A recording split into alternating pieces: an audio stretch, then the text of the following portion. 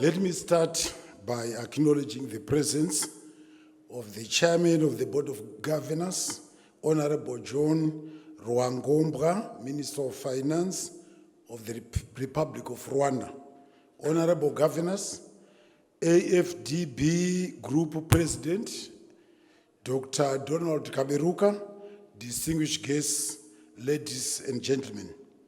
I'm greatly honored to be part of this momentous occasion, and I'm pleased to address this 50th African Development Bank and 41st African Development Fund 2015 Board of Governors annual meetings.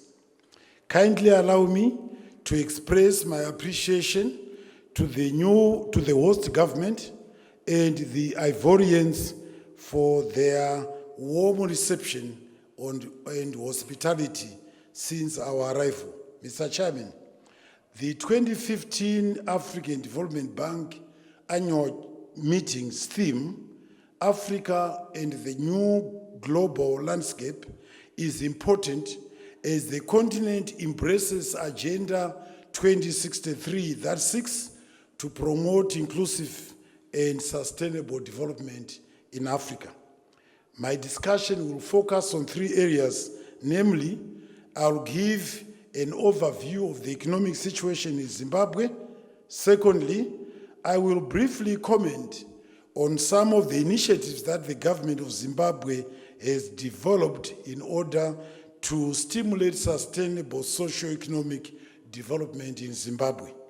Let me point out that as a developmental state, our role as government is to create an environment conducive for private sector to flourish and also to play a critical role in the provision of public services. We want to promote a private sector-led economy. Finally, I'll briefly comment on the support the African Development Bank has been extending to Zimbabwe.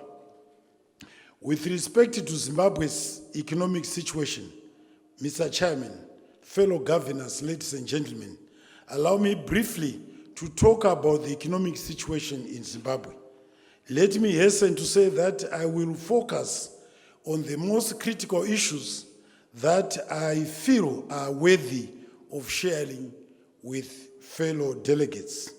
As some of you may be aware, we adopted a multi-currency regime in 2009 following the hyperinflationary conditions and economic challenges that we faced after implementing policies that sought to address the land question in Zimbabwe. The multi-currency regime took away the central bank's role and has imposed limitations on the application of monetary policy. We have been experiencing growth of the informal as well as the small and medium enterprises sectors. Such a structural transformation has had implications for the fiscal revenue collections as this sector operates outside the mainstream of the public finance system. I'm happy to report that notwithstanding these challenges that we continue to grapple with, the economy has remained resilient. Let me, however, put the record straight. We cannot remain in a standstill position as an economy. We have lost more than 50 years of potential economic prosperity. We need to catch up, and this is possible if Zimbabwe's main binding constraints are addressed. Mr. Chairman, I attribute Zimbabwe's socio-economic challenges to economic sanctions, debt overhang, with external debt currently pegged at 6.8 billion as at 31st December 2014. I also attribute these challenges to the scarcity of fairly priced long-term finance for the productive sectors. Let me briefly comment on some of the initiatives that the government of Zimbabwe has been taking in order to stimulate sustainable development. I'll focus on our Zimbabwe agenda for sustainable socio-economic transformation, which is our economic blueprint, ZimAsset. I also touch on the international re-engagement initiatives that we have embarked upon, as well as the cooperation that we are receiving with our development partners.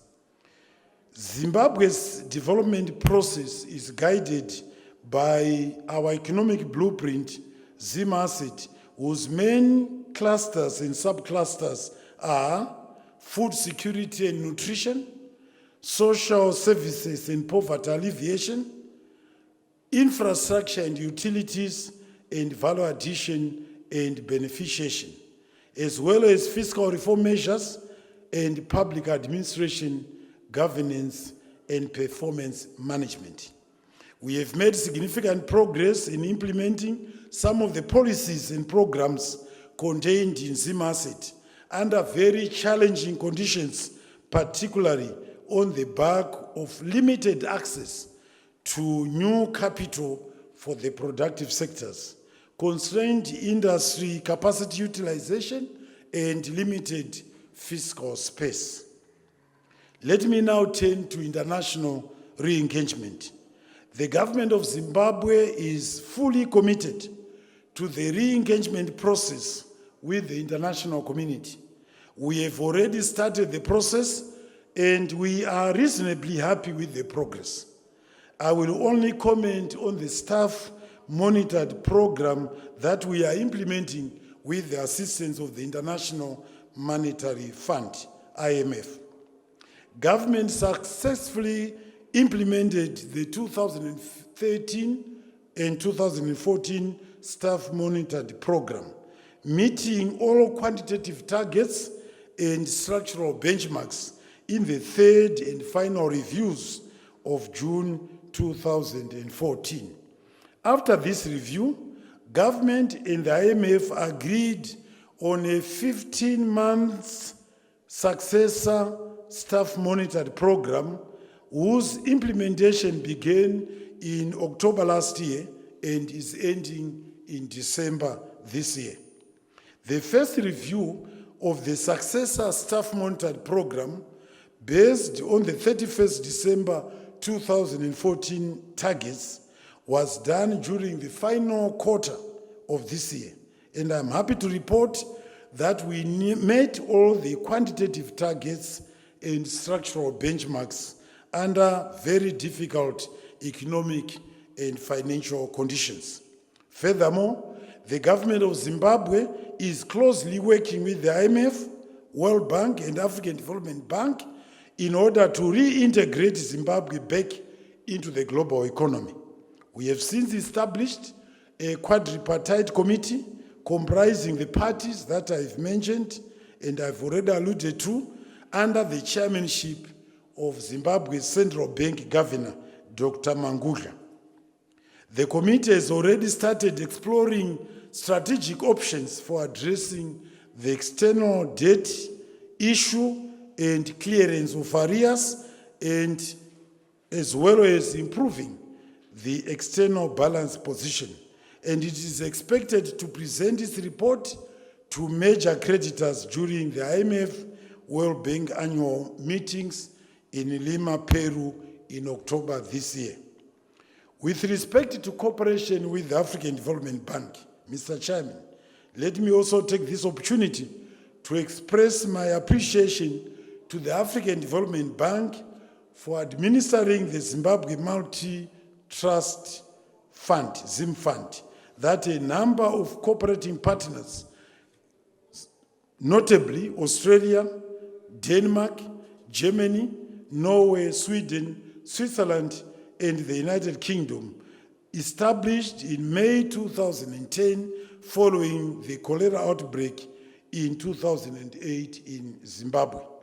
The fund came at a time when the country was facing huge challenges in the areas of infrastructure, power, water supply, and sanitation. Mr. Chairman, allow me to acknowledge the support Zimbabwe continues to receive from the African Development Bank Group under ADF 12 and 13. We sincerely appreciate the 70.3 million water granted approximately $105 million approved by the bank's board in December 2014 under ADF 13 for the period 2014 and 2016. This support will go a long way in alleviating infrastructure challenges in Zimbabwe. The 36.1 million grant earmarked for the rehabilitation of the Kariba Dam wall is also greatly appreciated. Given the structure of our economy, which is predominantly informal, I urge the bank to support players in the informal sector through access to capital, training, and skills development, with a view to nurturing them back into the formal sector.